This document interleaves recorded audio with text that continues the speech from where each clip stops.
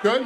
Go ahead, sir. And for Terrence, are you ready to feel the Mexican power, Terrence? Oh, yeah. I'm ready.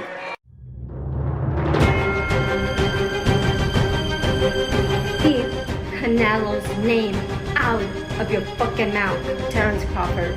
There's levels to this, and he's levels above you. A lot of people that say that Crawford can beat Canelo, no problem. I mean, I respect that, but I just think they're stupid. I mean, excuse my language.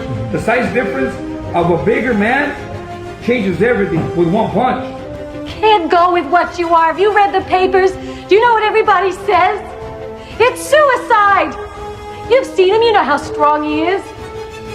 You can't win. You don't think Crawford beats Canelo? I don't think so. And look, hear me out. I respect Crawford and everything that he's doing, but he just moved up from 147, so I'm just gonna treat him as a 147 pounder. He's jumping up 3 weight classes to fight someone who was like the #1 fighter in all of boxing. You know, the jump would be hard, even if it was just like some top 10. Right? Yeah. You know.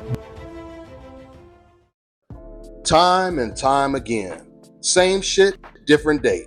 Every single time they build up a Mexican fighter, as soon as some undefeated, talented BA starts calling him out, the Mexican fighter runs for the hills. Mexican fighters never feel safe when there are undefeated BAs in their weight class. And this is the reason why Bam Bam Rodriguez is so lucky, because he's in one of the smaller weight classes where there are no BAs in that division. So he doesn't have to worry about fighting the Javantes, the Shakur Stevensons, the Jaron Ennises, the Terrence Crawfords. Now, Bam Bam Rodriguez, he's one of the best fighters in the world pound for pound, but it's easier to dominate a weight class when there are no BAs in that weight class. And all of the greatest Mexican fighters of all time, they will attest to that. Matter of fact, if you guys missed my video on what Eric Morales said on this topic, you gotta watch it, because he completely went off code and broke this down. This is the reason why Canelo Alvarez, he avoided Demetrius Andrade and Jamal Charlo at 154 and 160. Canelo, he left the 154-pound division, moved up to 160 where he thought it would be safe, because at that time, Andrade and the Charlo brothers, they were still fighting at 154. This is when Canelo said his dream is to be undisputed at 160. But once Andrade and Jamal Charlo moved up to 160, then Canelo Alvarez, he started vacating belts because Jamal Charlo became his mandatory. That's when the WBC came out protecting him with that witness protection franchise belt. I shouldn't even call it a belt. It was more of a fake status, a status that doesn't even exist anymore, because the status was created just to protect Canelo Alvarez, at least try to justify him avoiding his dangerous mandatory Jamal Charlo. So while Canelo Alvarez vacated his belt and avoided Jamal Charlo, he also avoided smoke with Andrade, because Andrade was the other champion at 160. So what did Canelo do? He abandoned the weight class to move somewhere where it was safer. And that neighborhood at the time was 168, where all the champions were white. And that's where Canelo decided to go for undisputed, because Canelo knew if he could just find a weight class where there are no undefeated BAs, he would be safe, at least safe in terms of becoming undisputed. Because once Canelo got all the belts, then he started to have David Benavidez problems. And it's just so ironic to me, because old media and the rest of the race fans, they're the ones that created this fake narrative that Mexican fighters, they have this big heart, they're warriors. But yet none of the Mexican fighters today have been showing this heart. Outside of David Benavidez, and David Benavidez and Jose Benavidez, they're only half Mexican. And you got to throw Jose's name in there as well, because even though he wasn't successful, Jose Benavidez, he was the only man that was actually chasing the Terrence Crawford fight. But all the other Mexican fighters, especially the ones jumping in the ring with Mexican colors, they ain't been showing no heart when they get called out by a BA, which brings us to Vergil Ortiz. So Vergil Ortiz, who knew that Jaron Ennis was going to be at his fight, he knew Jaron Ennis was going to get in the ring and call him out, which is exactly what Jaron Ennis did. He got in his face, and even when he was in Ortiz's face, Ortiz is over here trying to argue about who called out who first, and Jaron Ennis said, all the talking is done. The fight is now. It's time to do it now. None of that small talk matters anymore. It's time to fight, because that's the way you talk when you got real heart, when you're a real warrior. When you're ready to let your actions speak louder than your words, That shows you have the confidence that you're the better fighter, that you know you're going to win this fight. Ortiz and his entire team, they know they can't win this fight. Just like Oscar Valdez, he knew he couldn't beat Shakur Stevenson. After Jaron jumped in that ring and damn near punked Vergil Ortiz, Vergil, he leaves the ring, goes to his dressing room, and the first interview he does, he's asked, who do you want to fight next? And this is what Vergil says. Which one of them do you want next? It doesn't matter who's next.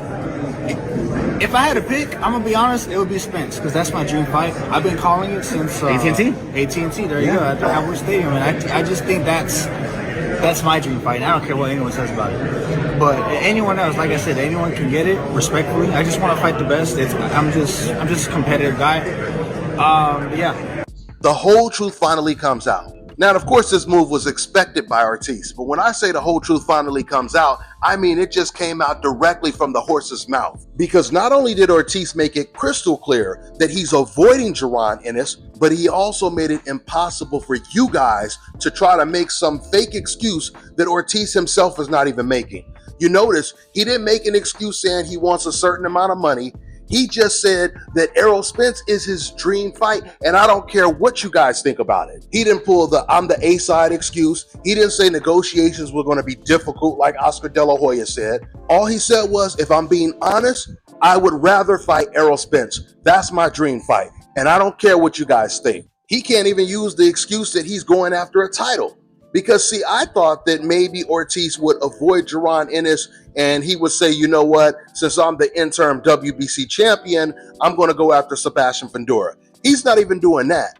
He's going after Errol Spence, a man that ain't had a win in damn near 4 years, got knocked out in his last fight, and has been out of the ring for 2 years. So right after Ortiz gets called out by Jaron Ennis, and everybody is talking about this potential fight, this man pivots and says, I'd rather fight Errol Spence. And then he starts using all these BA quotes, talking about, but anybody can get it. You know, there's levels to this. Matter of fact, I remember when Ortiz was fighting against Madrimov, there's a replay where I guess Madrimov throws a punch and either Ortiz slips the punch or blocks it, whatever. And then he shakes his head and pokes his bottom lip out, basically trying to imitate Floyd Mayweather. Deep down, these Mexican fighters, at least the majority of them, they look up to these BAs because they know how gifted and talented BAs are.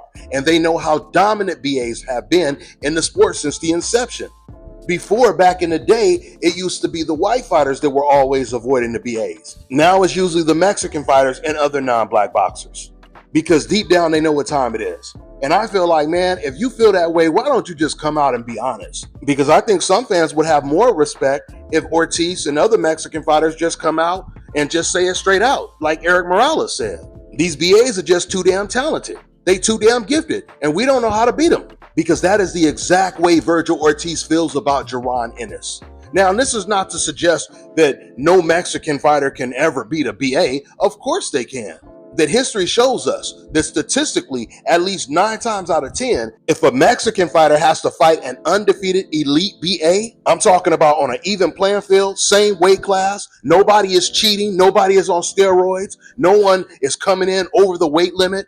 Neither fighter is at a massive weight disadvantage where one fighter has to move up 2 or 3 weight classes. 90% of the time, the Black American is going to win that fight. And this is exactly the way Vergil Ortiz is looking at this Jaron Ennis fight. He's looking at that fight like playing Russian roulette with like 4 or 5 bullets in the chamber. And I'm telling y'all, man, what Terrence Crawford did to Canelo Alvarez, that just messed up Mexican boxers' confidence even more. Because they like, damn, Crawford did all of that at a disadvantage. These Pinchy Mayates are superheroes. I'm telling y'all, that's what they're saying under their breath. And y'all can't even pull the promoter's card, trying to blame it on the promoters. Because first of all, Jaron Ennis has a promoter, and his promoter is pushing for the fight. Not only that, but Oscar De La Hoya, by his own admission, he did not want to make Ryan Garcia versus Gervonta because he knew Gervonta was going to beat Ryan Garcia. Oscar De La Hoya, he also admitted he didn't want to make Canelo Alvarez versus Edeslani Lara because he thought Lara would beat Canelo. It was the fighters that told their promoters the fights that they wanted. Just like Jaron Ennis is telling his promoter that he wants this Ortiz fight right now. And it works the other way as well. When Bob Arum was promoting Teofimo Lopez, Bob Arum, he did not want Tio to fight George Kambosos. It was Tio that went against his own promoter's advice and chose to fight George Kambosos. And something else you'll notice, when Ortiz is being asked, who do you personally want next? He's not saying, oh, you know, it's up to my team to figure out who I'm going to fight next. No, when they ask him, who do you want? He says, to be honest, my dream fight is Errol Spence. He's telling you what he personally wants, right? Because he could have said, to be honest with you guys, if it were up to me, my dream fight is against Jaron Ennis. He didn't say that. His dream fight is against a guy who just got knocked out in his last fight 2 years ago, because that's obviously the easier fight. And Sebastian Fundora, by the way, he did the exact same thing. When Terrence Crawford first moved to 154, Terrence Crawford was targeting Fundora because originally Crawford was going to fight against Zoo, but then Zoo, he lost to Fundora. So Crawford, being the man that he is, he's always going after the best because he has that kind of heart, because he's a real warrior. Crawford's team, they offer Fundora his biggest payday to date. I'm talking about today's date. And Fundora, he turned it down because he was trying to get Errol Spence, the guy that Terrence Crawford had just knocked out. And then he didn't even get the Spence fight, which he still could have got the Crawford fight, but he didn't want it for the exact same reason that Ortiz does not want the Boots fight. We know what time it is. With that being said, I'm gonna wrap this video up. That's all I got for now, guys. I'm on to the next one. All right, now check this out, guys. If you're looking to repair eczema scars, burns and bruises, dark spots and blemishes, the fever blisters, diabetic ulcers, this right here is the perfect product for you guys. It's called LO Deki Face and Body Oil. Athletes and top-ranking boxers, they're also using it after training to reduce swelling, inflammation, and to ease the pain. So get yours today. Go to lodeki.com, like them on Facebook, and follow them on Instagram. You can just look at somebody and tell them, like, yo, you're not that guy, buddy. You're not that guy. You can look at me and tell I'm that guy. I was born like this. I was blessed with this. I'm always hungry. Just because I'm world champion, don't stop. The main goal and objective, and that's to keep going. I'm gonna forever keep going, forever keep winning. Just naturally, man. I know how to do this. I born for this. I born for be different. And then you only this area. No, a lot of these fighters just do rapping. I just came off a loss, and I'm down to fight the best. I'm going up to 135 to fight somebody that they think I can't beat, and I'm going to dominate him, and then I come back down to 30 and beat his ass too. My hunger is always going to be there. I never get satisfied. I'm not satisfied. My job still isn't done. That's why. My job ain't done yet.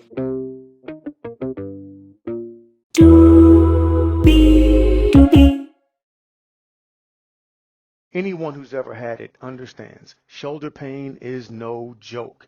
It can keep you up at night. Once it's in pain, it stays in pain all the time. You find yourself popping all kinds of painkillers, and then you find yourself trying to figure out what the problem is. You go see doctors, you go see surgeons, you go see physical therapists, massage therapists. The shoulder in particular has 4 different joints. Any one of those 4 joints can be problematic because you have these different ligaments that wrap around and hold those joints together.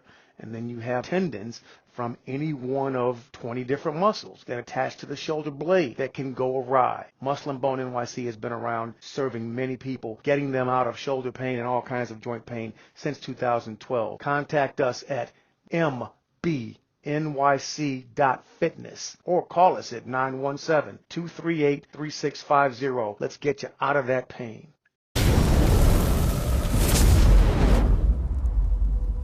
Let me tell you guys about Issa Israel Law Firm. It is a full-service legal practice based in Denver, Colorado, an emerging hub for combat sports and high-altitude training. If you're a fighter inside or outside of the ring and you need a law firm you can trust to fight for you, visit thefighterfirm.com or email help@iilawfirm.com. Legal representation is usually limited to plaintiffs or defendants in Colorado, but iFirm can help anyone in the world with trademarking their business name, logos, and U.S. immigration issues. This brother has been my attorney for a while and helped guide me through all kinds of business and civil issues, so make sure you guys go to thefighterfirm.com.